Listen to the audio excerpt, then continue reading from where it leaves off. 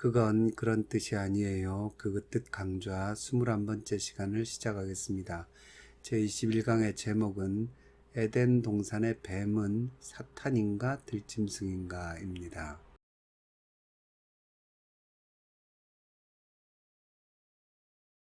오늘 주제는 재미있죠. 에덴 동산의 뱀의 정체가 사탄이냐 혹은 피조물인 들짐승, 이른바 자연산 뱀이냐, 이걸 가지고 어떤 분이 질문을 하셨어요.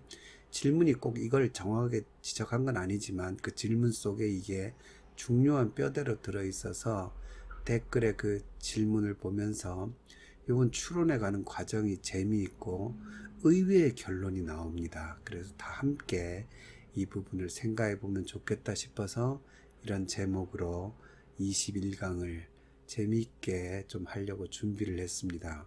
에덴 동산에서 인간을 유혹했던, 하와를 유혹했던 뱀, 아주 유명하죠. 이 뱀이 우린 1차적으로 보통 사탄이라고 보죠. 그 견해가 절대 틀리지 않았죠. 이 뱀이 사탄이라는 것은 신약 성경에서 자주 나오는 언급입니다. 그래서 계시록 12장 9절과 20장 2절에 성경적인 근거가 분명히 나옵니다. 거기 보면 용이라는 명칭이 먼저 나오고 그 다음에 옛뱀 곧 마귀 사탄이라 이렇게 아주 명시적으로 보여주고 있습니다. 이 용이라는 말도 헬라어로 드라콘입니다. 영어랑 비슷하죠.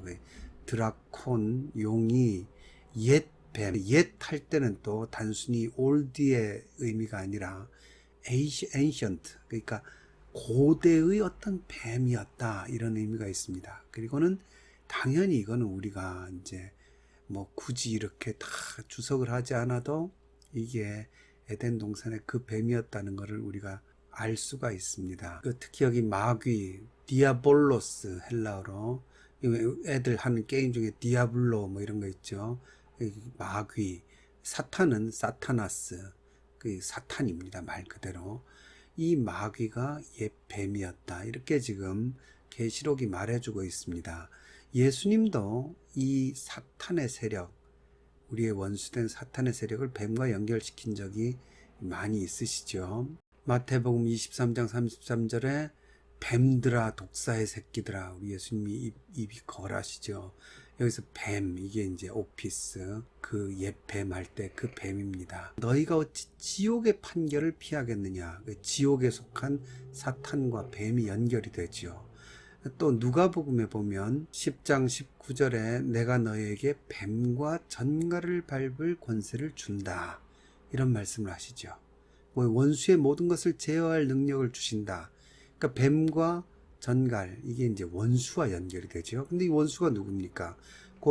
바로 전 구절에 보면 사탄이 번개같이 하늘로부터 떨어진 것을 보셨다, 사탄을 의미합니다. 그래서 예수님도 이 뱀이라는 이미지와 사탄을 결합을 시키십니다. 이게 왜 이런 일이 신약 성경에 나타나느냐? 당연히 이 창세기 에덴 동산에서 있었던 그 뱀의 인간을 유혹했던 장면, 그것과 당연히 연결이 되는 거죠. 그래서 이 이야기가 직접적으로 또 고린도 후서에 나옵니다. 바울 선생님이 이야기를 하죠. 11장 3절에 보면 뱀이 그 간계로 하와를 미혹한 것 같지, 이렇게 나오죠. 그 창세기에 나온 장면을 바울이 그대로 인용을 하고 있죠. 그래서 우리는 당연히 뱀이 곧 사탄이었다, 이렇게 생각하는 경향이 있죠. 그런데 정작 실제 창세기의 그 장면으로 가면 조금 다른 시각을 가질 수밖에 없는 어떤 포인트들이 거기 나타나요. 그래서 한번 그 자리로 이제 가보겠는데요. 창세기 3장에 이 사건이 나타나죠. 14절과 15절에 보면 뱀이 인간을 유혹한 후에 하나님이 인간과 뱀을 이제 저주를 하시죠. 처벌을 하시는데 뱀이 받은 처벌이 재밌습니다. 그 14절에 보면 모든 가축과 들짐승보다 네가 더 저주를 받아서 배로 기어다니고 흙을 먹어야 된다, 이런 말씀을 하세요. 그리고 15절에 가서는 유명한 구절이죠. 네가 여자와 원수가 되고 너의 후손도 여자의 후손과 원수가 되어서 여자의 후손이 네 머리를 밟을 것이다. 이건 아주 유명한 말씀이죠. 이걸 프로토 가스펠 혹은 뭐 오리지널 가스펠 이렇게 얘기하죠. 원시 복음.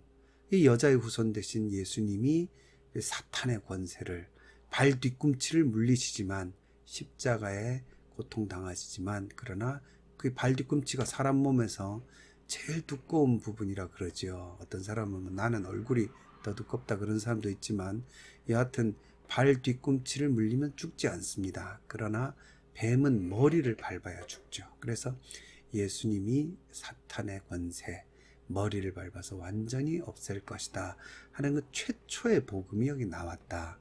아주 통찰력이 있는 해석이죠. 그래서 이 15절에 나오는 여자의 후손과 뱀의 후손 이야기는 분명히 사탄을 가리킵니다. 그리고 영적인 의미입니다. 그래서 15절만 나오면 우리는 에덴 동산에 하와를 유혹했던 뱀이 사탄이다. 곧 이렇게 말을 할 수 있는데 문제는 뭐냐면 14절이에요.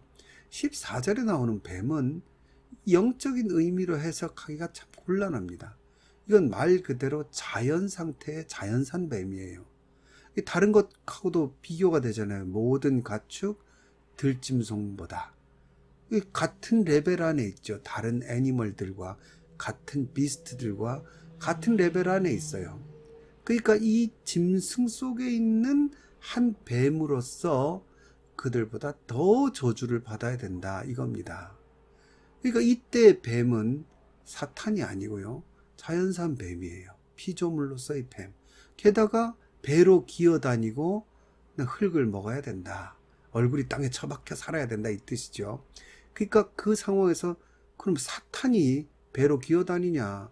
아니잖아요. 사탄이 영적인 존재고 15절에 더 맞죠. 사탄은. 근데 14절에서 분명히 자연산 상태의 뱀도 지금 하나님께 처벌을 받고 있어요. 만약에 하와를 유혹한 것이 순수하게 사탄이면 변장을 해서 뱀으로 변장해서 하와를 유혹한 거라면 뱀이 저주를 받을 이유가 없죠. 뱀은 더 억울하죠. 그러면 자기는 잘못한 게 없는데. 그러기 때문에 여기서 이제 우리는 뭔가 추론이 시작되는 겁니다. 그래서 이 더 정확한 모습을 보기 위해서 원래 장면인 창세기 3장 1절로 이제 들어가 보면 더 생각할 거리가 많아집니다.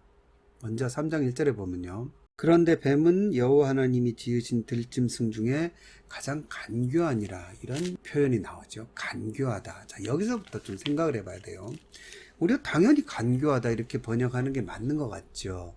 사람을 꼬셨으니까요. 그런데 문제는 한글 성경들 거의 대부분이 다 간교하다 이런 부정적인 의미로 해석을 해요. 그런데 이 간교하다는 말이 히브리어 아룸인데 이 아룸이라는 말이 성경에는 긍정적으로도 쓰이고 부정적으로도 쓰입니다. 그래서 교활한 자의 개교, 욥기 6장 같은 경우에 그런 게 나오고 또 반대로 이제 잠언이나 이런 데 보면 슬기로운 자는 지식으로 행한다. 이렇게 슬기롭다는 긍정적인 의미로도 나옵니다. 근데 이제 창세기 3장 1절은 뱀이 뭔가 나쁜 짓을 했기 때문에 너무 쉽게 간교하다 이렇게 지금 번역을 한 거예요. 그런데 영어 성경들도 많은 경우에 crafty, 좀 교활한 나쁜 의미로 이렇게 번역을 하는 경향이 있는데 아주 간혹 인터내셔널 스탠다드 버전이라든지 이런 ISB 같은 경우에는 clever라고 똑똑한 존재라고 번역을 하는 경우가 있습니다. 이럴 경우에 어느 쪽을 받아들이는 게 맞나 생각할 거리가 있어요. 만약에 뱀이 무조건 간교하다 이렇게 번역을 하면요. 그 자연 상태의 뱀이 자발적으로 인간을 속인 거냐 그러면 그건 아니죠. 그렇게 되면 사탄은 곧 에덴 동산에 살던 그 뱀이었다. 그게 사탄이 된 거다. 그렇게 봐야 되는데요.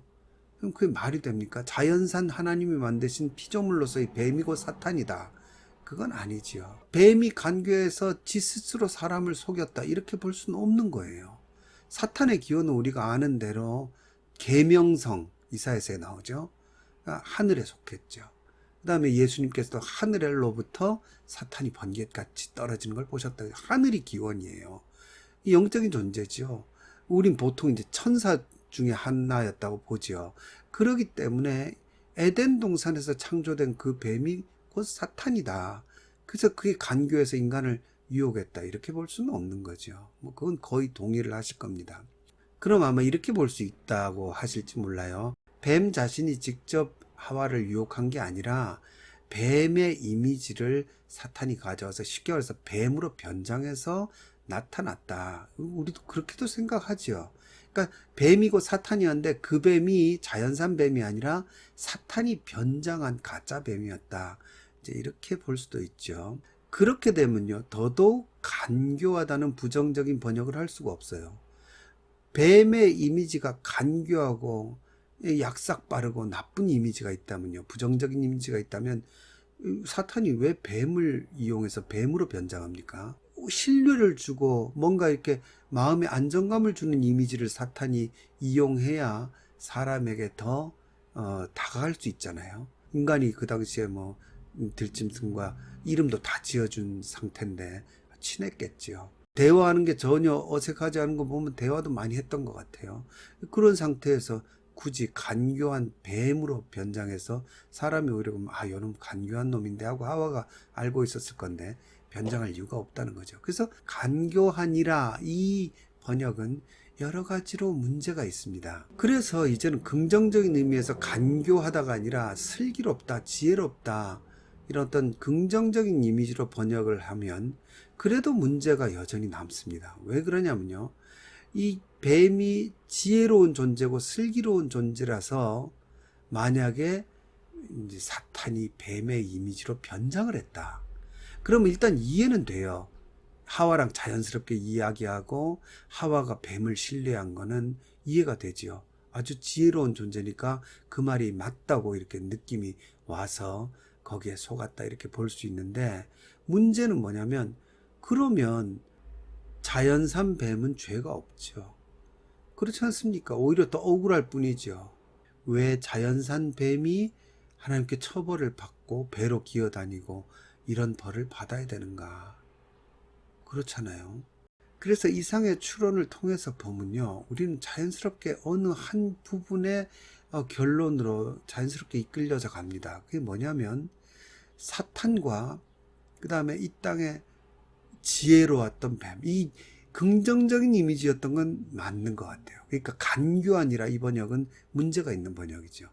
왜? 지혜롭고 좋은 이미지였기 때문에 인간이 뱀과 자연스럽게 대화를 나누고 뱀을 신뢰했고 그리고 죄를 지었다. 그게 훨씬 더 이해가 가는 추론이죠. 그렇기 때문에 지혜로웠던 어떤 존재였던 뱀, 머리가 좋고 똑똑했던 뱀이 있고, 그게 사탄과 어떤 식으로든 관계가 있는데 이 둘이 따로따로 놀 수는 없는 거죠. 그렇다면 둘 사이에 어떤 계약 관계가 있지 않았나 하는 생각이 우리의 머리를 이제 스치고 지나갑니다. 사탄이 뱀 혹은 아까 다른 들짐승보다 더욱 저주를 받는다 그랬잖아요. 피조물의 세계의 대표가 뱀이었는데 이 뱀에게 사탄이 먼저 가서 어쩌면 유혹을 하고 미혹시켰을 거다 하는 이런 상상이 가능하죠. 이제부터는 진짜 뭐 성경에는 안 나오는 거니까 상상의 영역이지만 일리가 있어요. 무슨 상상이냐면 뭐라고 꼬셨을까? 뱀을 사탄이. 그거는 자기랑 비슷하죠. 자기가 하나님처럼 되고 싶어 했잖아요. 인간도 하나님처럼 될 거라고 유혹했잖아요. 그런 결국 지배를 받는 위치에 있어야 되는데 지배자의 위치로 가겠다는 거 아닙니까? 근데 뱀한테도 그게 통하죠. 들짐승들한테도 인간의 지배를 받았죠. 인간 보고 하나님이 다스리라 그러셨잖아요. 그 다스림의 관계가 역전될 수 있다. 인간만 타락시키면 너희만 남는데 너희가 이 땅을 지배하고 살 수 있다. 사람만 없애면 된다. 이런 식으로 유혹했다고 우리가 상상해 볼 수 있겠죠. 그래서 거기에 이제 뱀이 동조를 한 거고, 사탄이 시키는 대로 대역을 맡아서 에덴 동산에서 인간을 유혹했다고 볼 수 있는 거죠. 그러니까 그 놈은 자연산 뱀이었지만 사탄의 사주를 받은 뱀이었다. 타락한 뱀이었다. 이렇게 볼 수가 있겠지요. 이게 상상이죠. 상상이고 뭐 여기에 목숨을 걸고 이것이 진리고 여기에 이제 순교를 해라 이런 차원의 내용은 아니죠. 어떤 면에서는 재미있는 상상인데 생각보다 이 상상이 추론이 자연스럽죠. 생각 안 했는데 생각을 해보니까 내용이 논리적으로 자연스럽게 흘러가요. 그러니까 결국은 이 뱀은 사탄에게 타락한 뱀, 사탄에게 속아서 타락했던 뱀이었다.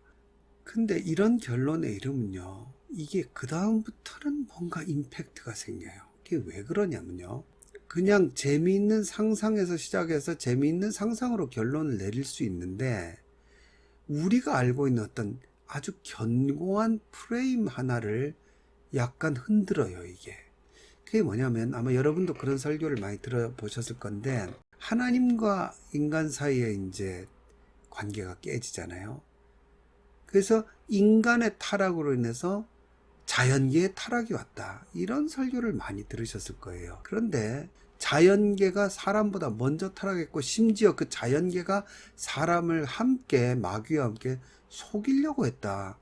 이런 이야기가 가능해지거든요. 그러면 인간이 하나님께 타락함으로써 자연도 함께 타락했다 하는 이론이 좀 흔들릴 수 있는 거죠.